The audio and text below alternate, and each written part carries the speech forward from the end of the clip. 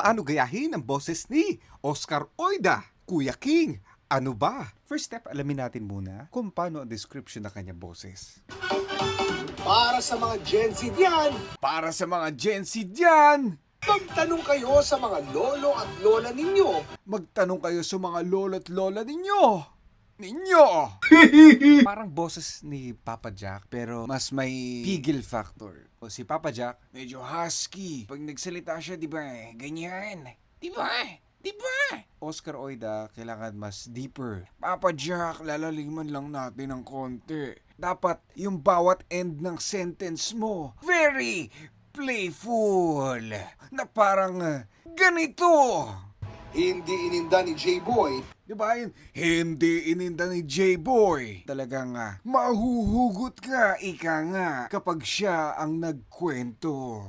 Oscar Oida, nagbabalita. Oscar Oida! Oscar Oida, nagbabalita.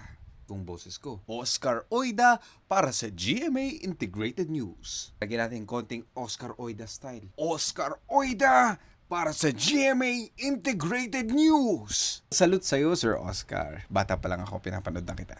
Oscar Oida, nagbabalita. Kung meron po kayong request, I'll try.